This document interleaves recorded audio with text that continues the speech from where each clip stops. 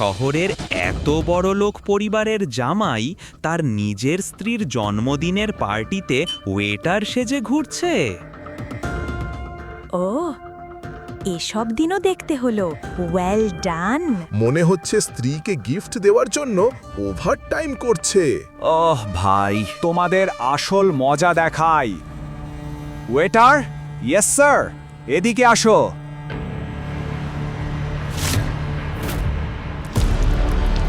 এটা নোংরা।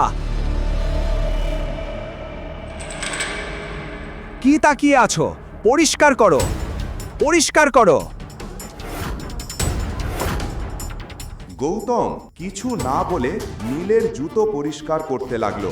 সেখানে দাঁড়িয়ে থাকা সবাই তাকে দেখে হাসতে শুরু করলো, আর এটা দেখে অবনীর চোখ লজ্জায় নেমে গেল। গৌতম শান্তভাবে বলল, ডান স্যার। গুড। শহরের সবচেয়ে ধনী পরিবারের মেয়ে আভানিকে তার দাদা একটি রহস্যময় কারণে খুব গরিব আর সাধারণ ছেলে গৌতমের সাথে বিয়ে দিয়েছিলেন। আভানি তাকে বিয়ে করেছিল ঠিকই, কিন্তু ঘরজামাই হয়ে থাকা গৌতমকে বাড়ির চাকরদের থেকেও খারাপ ব্যবহার সহ্য করতে হতো।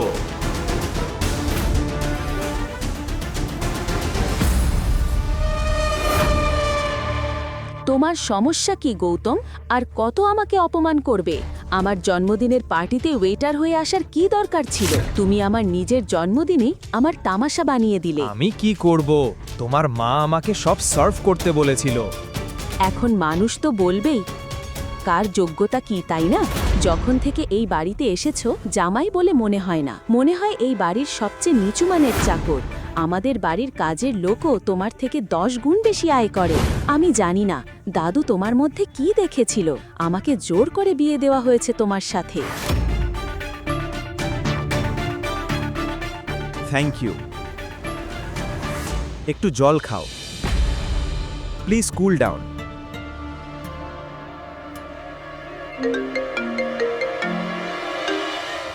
এসব চলাকালীনই গৌতমের ফোনে একটা কল আসে। এত কিছুর মধ্যেও তার মুখে এক অদ্ভুত শান্ত ভাব ছিল। অবনীকে সামলে সে নিঃশব্দে পার্টি থেকে বেরিয়ে গেল। গৌতমের এই নতুন আচরণ দেখে অবনী অবাক হয়ে গেল। সে সোজা রাতে ফিরে নিজের ঘরে গেল। তোমার লজ্জা করে না? সোজা রুমে ঢুকে গেলে। ওই বোকা, বেরো এখান থেকে। আমি তোমার স্বামী, তাই তো? তাহলে লজ্জা পাবো কেন? লোকজনকে ড্রিঙ্ক সার্ভ করতে করতে নিজেও একটু খেয়ে নিয়েছো বুঝি? শোনো, তোমার মতো বোকা কখনোই আমার স্বামী হতে পারে না। সবার সামনে তুমি আমার স্বামী, কিন্তু এই ঘরে না। আচ্ছা, এত রাতে কোথা থেকে আসছো? আসলে তোমার জন্য একটা গিফট এনেছি, অবাক হয়ে যাবে। থামো তো, নিশ্চয়ই আবার সেই চিরাচরিত গিফট, চিরুনি, টিপ। সেটার জন্য কে নিচে যাবে? একবার এসেই দেখে নাও, এত ভালো গিফট এনেছি যে দেখে তুমি চমকে যাবে। গৌতমের কথা শুনে অবনী স্তব্ধ হয়ে গেল। অবনী, প্লিজ একবার তোমার গিফটটা দেখে চলো। নাও। গৌতম আবানির হাত ধরে তাকে তার উপহারের দিকে নিয়ে গেল।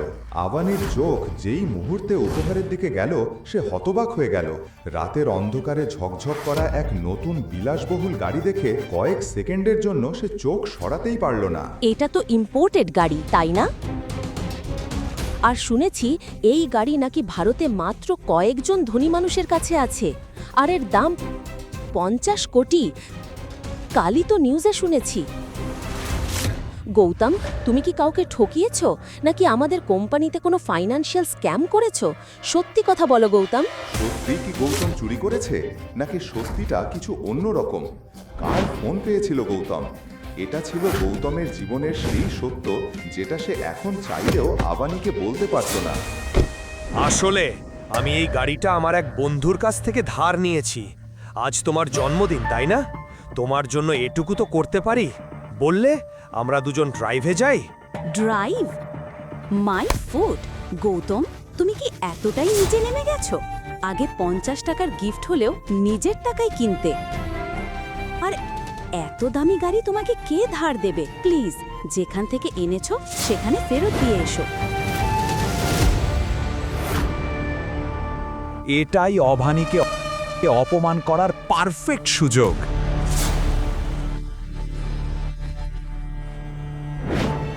আসলে অবানির বিয়ের কিছুদিন পরেই তার দাদু মারা যান, আর আগ্রাওয়াল পরিবারের প্রধান হন তার দাদি গায়ত্রী দেবী।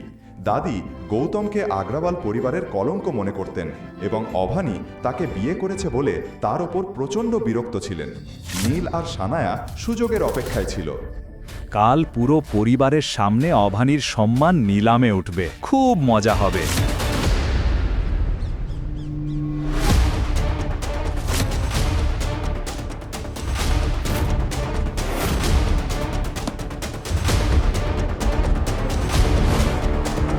আমাদের বাড়িতে পুলিশ? আভানি আগ্রাওয়ালকে এখনই ওকে ডাকুন। ইন্সপেক্টরের মুখে আভানির নাম শুনে গায়ত্রী দেবীর রাগে লাল হয়ে গেলেন। আপনি? দাদির গলা শুনে আভানি দৌড়ে এলো আর পুলিশকে দেখে তার বুক ধুকপুক করতে লাগলো। ইন্সপেক্টর স্যার, এত সকালে আমাকে কেন খুঁজছেন? শুনেছি একটা চোরাই ইম্পোর্টেড গাড়ি এই বাড়িতে এসেছে। এটা শুনে আভানি বুঝে গেল ইন্সপেক্টর সেই গাড়ির কথাই বলছেন যেটা গত রাত গৌতম এনেছিল। হ্যাঁ, গাড়ি এসেছে, কিন্তু আমার স্বামী গৌতম এটা নিয়ে এসেছে। আমরা খবর পেয়েছি গাড়িটার দাম 50 কোটির বেশি। তো তোমার স্বামী মাসে কত আয় করে?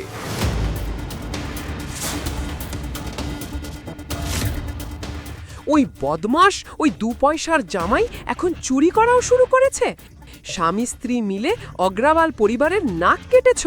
ইন্সপেক্টর, ওর স্বামী অশিক্ষিত, কোনো কাজও করে না। তাহলে বেকার অশিক্ষিত একজন মানুষের কাছে 50 কোটির গাড়ি এলো কোথা থেকে? ও ওর এক বন্ধুর থেকে ধার নিয়েছে। কি বললে? কোন বন্ধুর কাছে 50 কোটির গাড়ি থাকে? আর থাকলেও কে এত দামি গাড়ি ওকে ধার দেবে? আমাকে নাম বলো।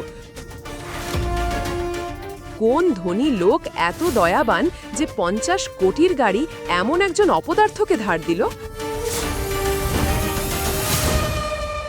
দাদির কথা শুনে অভানির পায়ের তলার মাটি সরে গেল। সে বুঝতে পারল গৌতম নিশ্চয়ই বড় কোনো ভুল করেছে। আজকের আগে কখনো অভানি এত অপমানিত বোধ করেনি। তার বন্ধুর নাম আমি জানি না। তাহলে যাও, তোমার স্বামীকে ডেকে আনো। যাও, খুঁজে বের করে নিয়ে এসো ওকে।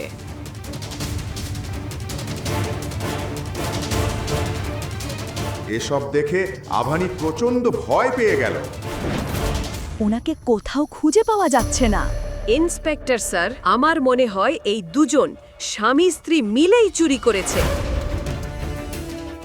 এই মেয়ে অগ্রওয়াল নামের কলঙ্ক। ইন্সপেক্টর, ওকে নিয়ে যান। আর ওর ভিখারি স্বামী ফিরলেই আমি নিজে ওকে থানায় পৌঁছে দেব। কনস্টেবল, ওকে নিয়ে চলো। না দাদি, প্লিজ। ইন্সপেক্টর স্যার, আমার কথা শুনুন। আমি কিছু জানি না, আমি চোর নই। যা বলার থানায় গিয়ে বলবে। নিয়ে চলো। প্লিজ প্লিজ দাদি। আভানির এই অবস্থা দেখে নীল আর সানায়া হাসছিল। তাদের মুখে সেই আনন্দ দেখে আভানি বুঝে গেল সব কিছু তাদেরই ষড়যন্ত্র। কিন্তু এই মুহূর্তে গৌতমের ওপর তার রাগ আরও বেশি ছিল।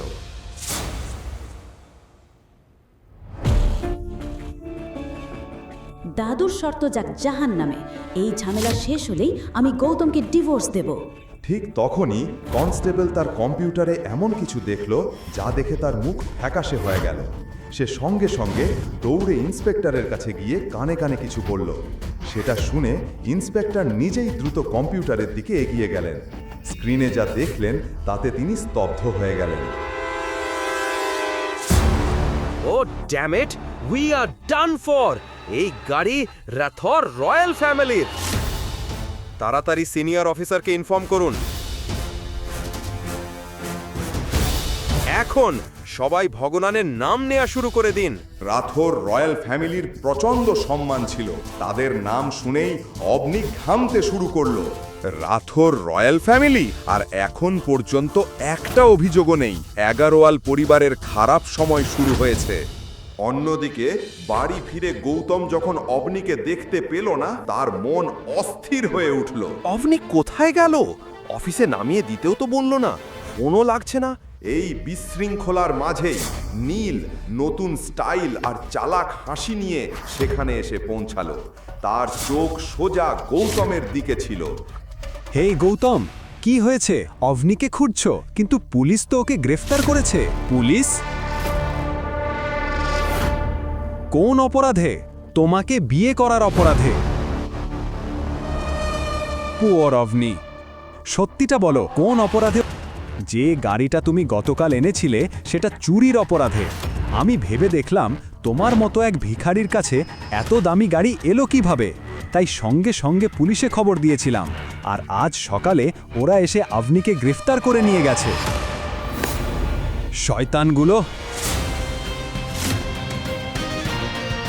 তোমরা একদম ঠিক করনি। এতদিন তোমরা আমাকে অপমান করেছো, আমি চুপ ছিলাম, কিন্তু আমার স্ত্রীকে নিয়ে আমি একদম সহ্য করব না। এবার দেখো আমি আগারওয়াল পরিবারের কি করি। ওরে চোর!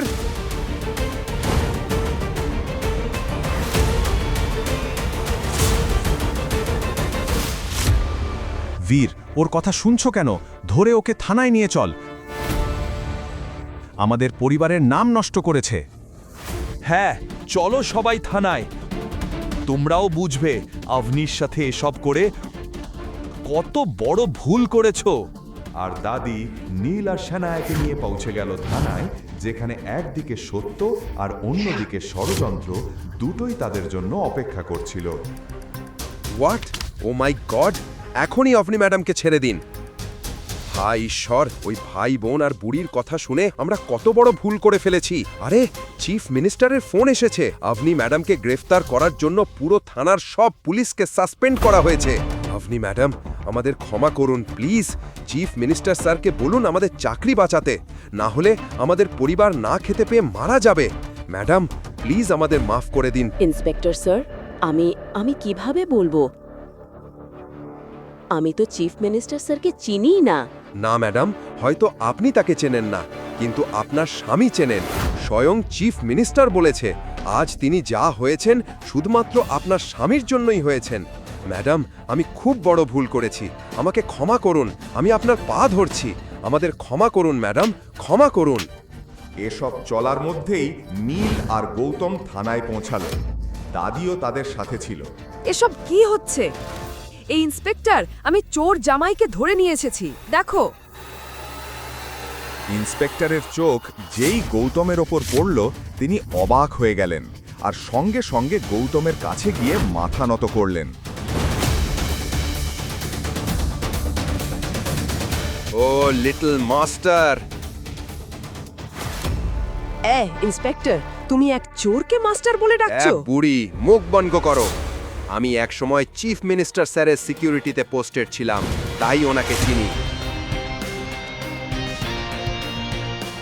তারপর ইন্সপেক্টর যা বললেন গৌতম সম্পর্কে, তা শুনে উপস্থিত সবাই স্তব্ধ হয়ে গেল।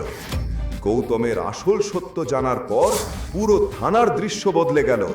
হে ভগবান, তাহলে সে এত বছর আমাদের বাড়িতে চাকরের মতো জীবন কেন কাটিয়েছে? কি গৌতমের আসল পরিচয়? এখন কি হবে? আগারওয়াল পরিবার কি গৌতমের সত্য জানতে পেরেছে? অভনির দাদু কি এই সত্য জানতেন? আপনি কি জানেন কেন তিনি এই বিয়ের ব্যবস্থা করেছিলেন? সব প্রশ্নের উত্তর জানতে পরের এপিসোড দেখুন শুধুমাত্র পকেট এফএম এর ইউটিউব চ্যানেলে। আর রয়্যাল ওয়ারিসের সব এপিসোড শুনতে ডেসক্রিপশনের লিংক থেকে পকেট এফএম অ্যাপ ডাউনলোড করুন।